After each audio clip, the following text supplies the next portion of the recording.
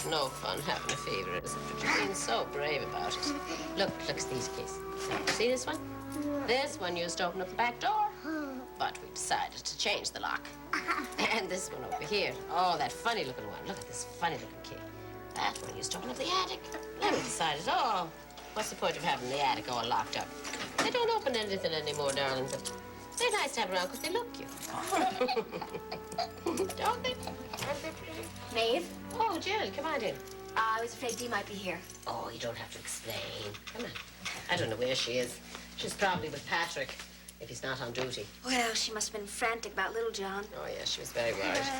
She was so upset that she didn't want Faith on the case because she was afraid that she didn't have enough experience. Frank straightened that out. He's been here most of the time. He doesn't like to leave little John alone in a strange place at night.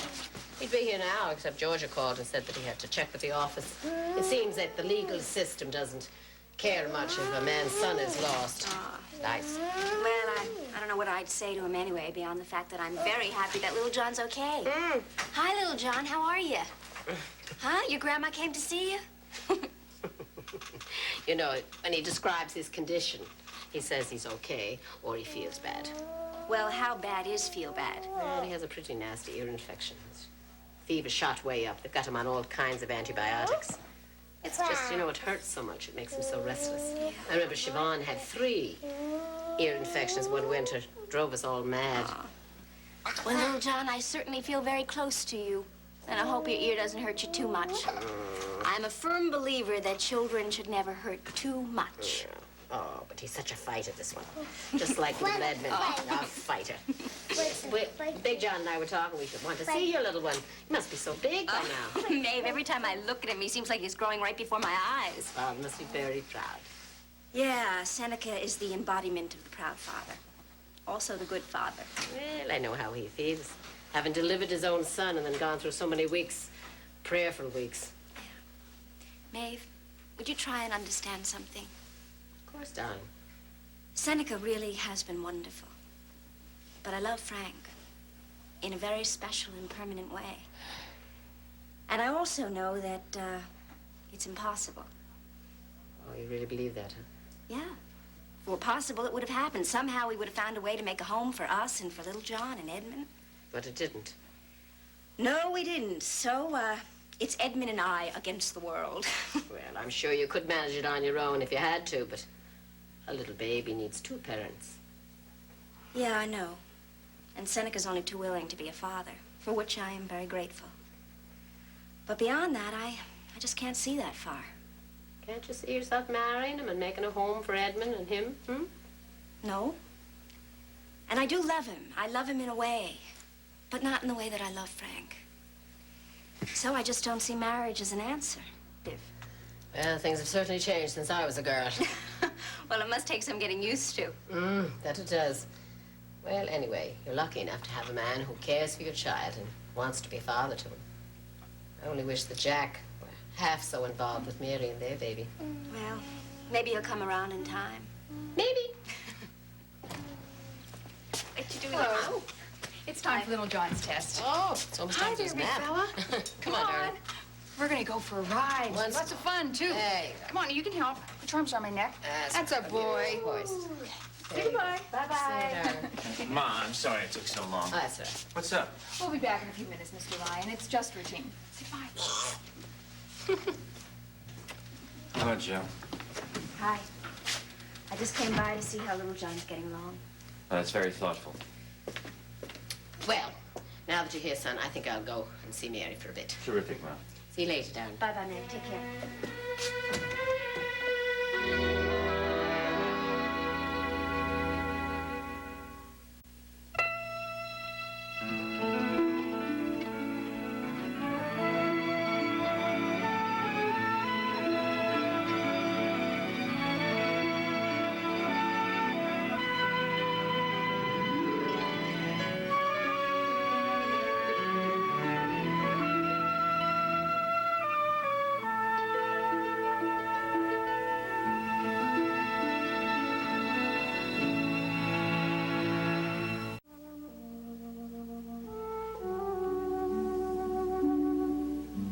I'm sorry about all of this.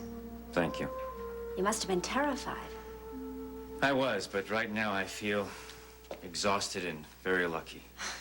You have any idea where he spent the night? None. You know where the basketball and tennis courts are in the northwest part of the park? Yeah. Well, we found him in a maintenance shed up there. Must have taken him hours to get there. Sure did. Ooh, all alone at night like that?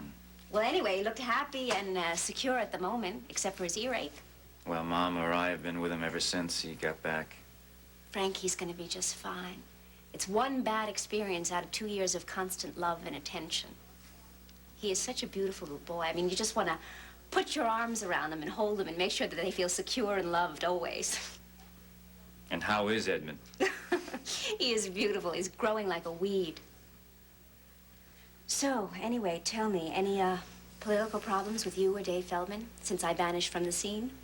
Well, mainly confusion, but Dave feels that as long as no one contests my council seat in the primary, and I'm very visible and win big, there'll be no problem. I'm glad. And, how's Dr. Bullock? Well, we've been spending a lot of time together. I'm sure you have. I love him. You know, I told Maeve that a few minutes ago, and I even surprised myself. But it's true. I love him as a friend, and I love him as Edmund's father, and for his own sake as well.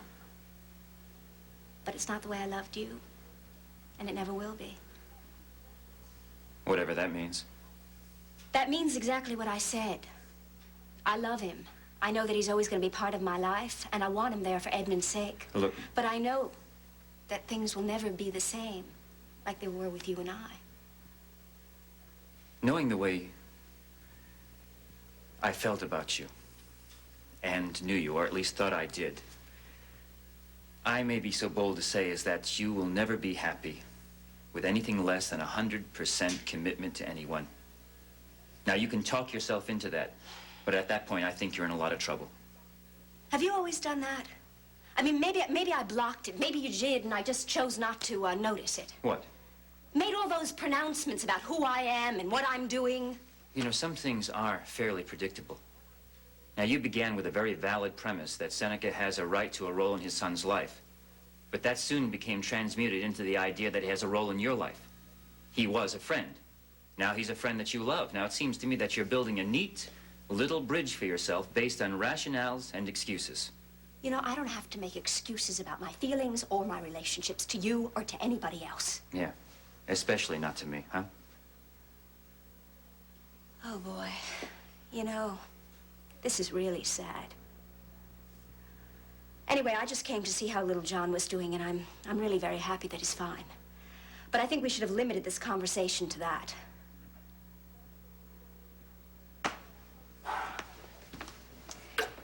Anyway, I hope the whole political thing goes well.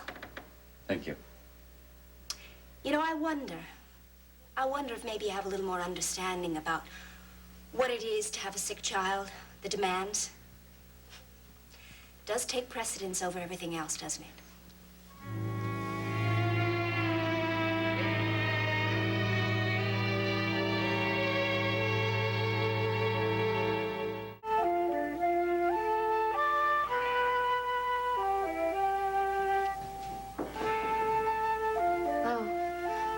Hi, Ma. Well, I believe I've had warmer greetings at a wake. Oh, I'm sorry. I'm just... No, you don't have to explain, darling. I know it's that you're wishing Jack would be walking through that door. More than that. I want Jack to come through that door and say, Mary, I'm here. Let's get packed, grab Ryan, and flag a taxi for Weehawken Street. Let's go home where we all belong. Yeah. God knows that's what I want for you, darling, but do you think it's a realistic hope? That I didn't tell you? About what? Jumbo and Jack. No.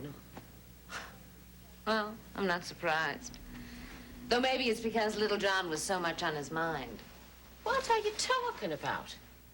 I told Doll last night that Jack's been here to the hospital since Ryan was born. Not just once, apparently several times. To see her and to see me. Well, how'd you hear about that? Jumbo got it out of him. I knew that it was going to be hard for Jack to stay away. So he's been here. He's seen his daughter. And he almost saw me, except Jumbo says he stopped at the door and overheard a conversation he didn't like between me and Tom Desmond. Oh, dear. About fathers. About Da. Only Jack, just like him, didn't wait around for the good part. And I said more about him. It was all very positive. But he stalked off before he heard it. Oh, but Mother, he was here. Oh. Well, now that certainly does change a few things, doesn't it? What are you going to do about it? I've done it. I've sent Sister Mary Joel down to see him with a picture of Ryan and a note from me. And she called to say she thought he'd taken it seriously. Only who knows what Finelli's going to do about anything. So, I'm waiting. I said in the note that we were ready to go home today, and would he please come and get us? And I am going to give it all afternoon. Oh, darling, somewhere in that man's stubborn head, he's got to realize you're the best thing that ever happened to him. You just bet he does. Is he going to be able to act on it? Well, that's what we're going to find out. Oh, I want him, Ma. I want Jack and Ryan and me together, and I've laid it on the line. I wanted him at the birth, but he never said he'd be there. I want him to come and take us home today. And if he doesn't, that's going to be bad. Because he did promise to love me and to cherish me. And I don't think I can let him off the hook any longer. Do you understand? I do. I just hope you're not going to be disappointed. Well, can I do anything for you? I mean, I organize. We're all set, thanks. All right. Well, then, I'm going to go across the street. I'll call you later. Okay. I'll say a prayer.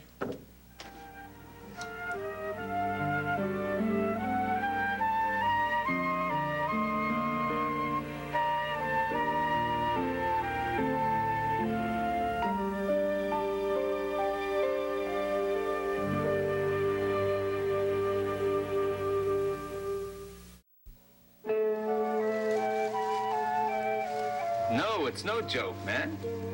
I ask you, is red, white, and blue a proper color combination for a new mother? I was running for Congress. I got your name from Dan Leary at Riverside Hospital. He claims you play the pipes winningly and in the Celtic manner. All right, now, this is the lot, fellas. This is the lot. An all-purpose collection of festive decorations. Political occasions. Weddings. Patriotic holiday. We even have something here in anticipation of another pennant for the New York Yankees. I know it's short notice. Well, we seem to be heavy in the 4th of July department. Grand colors, red, white, blue. Almost as grand as green. I was hoping for something here a little more pink, as befits my new granddaughter. John, do you really think Mary will come home? That Finelli won't turn up? It is my opinion that if Mary waits for Jack Finelli to come and claim her and Ryan, she's going to run up a considerable hospital bill. No, I'm quite serious. What we'd like you Hey, to Tom, do- is that the piper? Tell him we need him. What we'd like you to do is to pipe a new mother and her baby from the hospital across the street to a home. No, I never touch a drop before noon, except on national holidays. Hey, John, you got me into this. Come and talk to the Well, man. what can I tell him that you're not telling him? I don't know, but he claims to be an artist. Offer him money. If you pick a piper, never pick a pickled one. Could we say $25? No, well, I know you're an artist. Well, could we say the intended is Councilman Ryan's sister? Oh, we could say that. Seemingly, money's of no value, but the Ryans are. Yes, I'll hang on.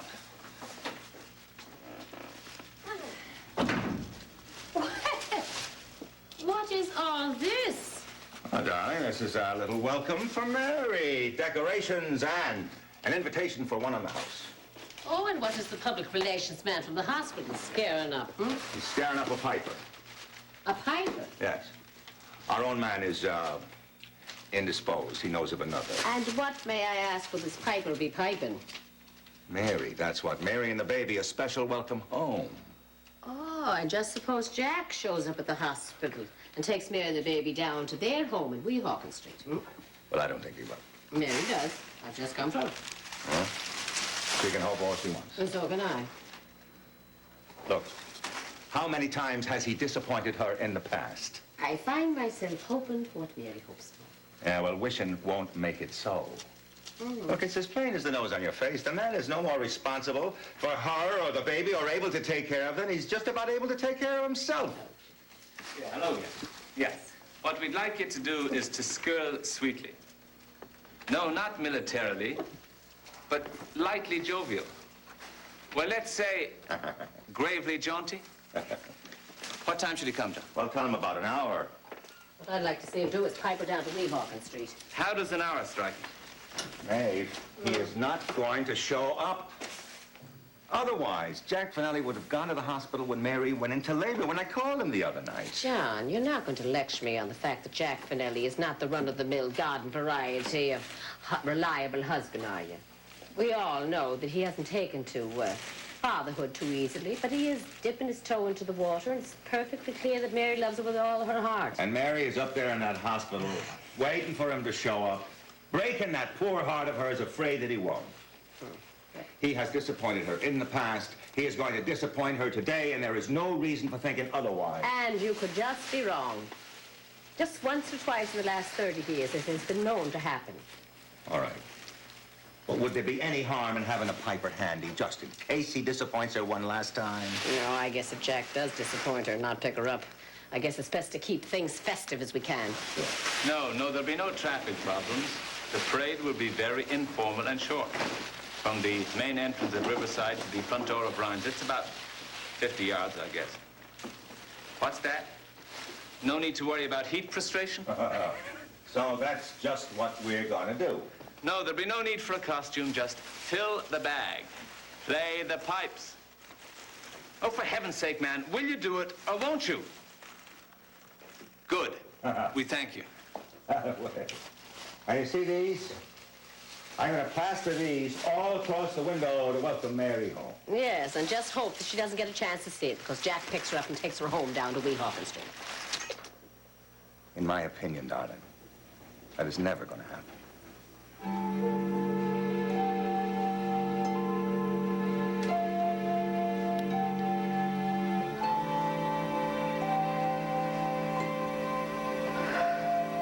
Okay, Finelli. Where are you?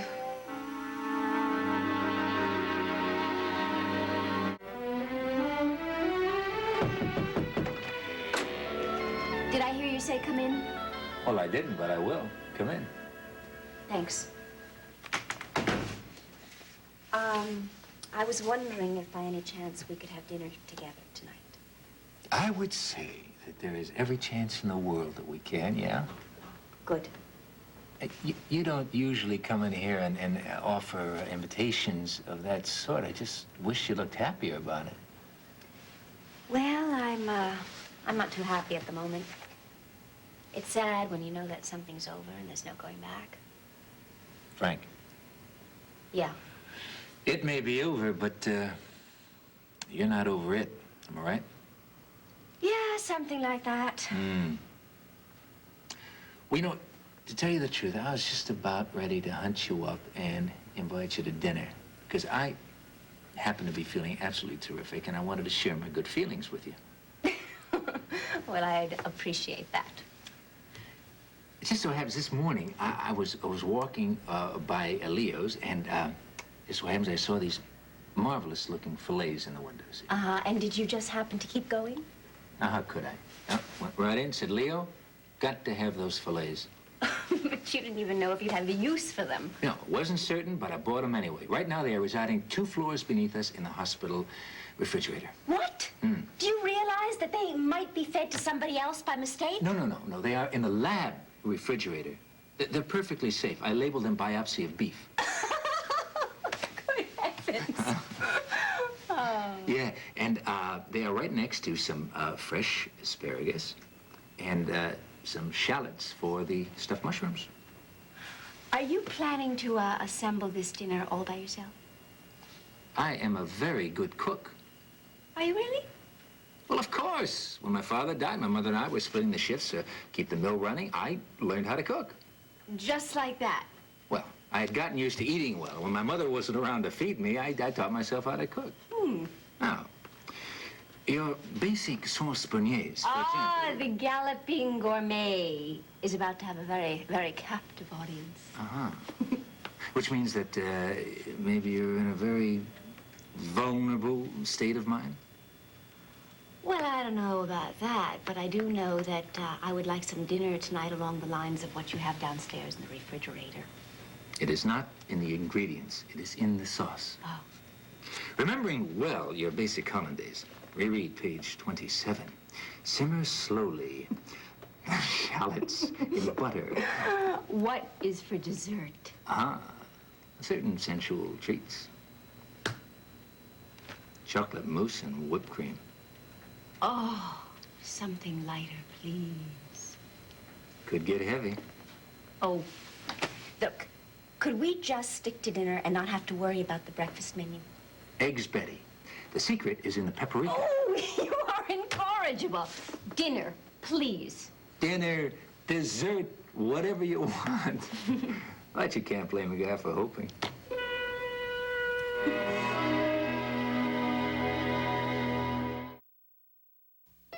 Ryan Lavery survived a gunshot to the head but lost his memory. Now he's in danger of losing the one woman who loves him. Don't miss today's new episode of All My Children, tonight at 8 on SoapNet.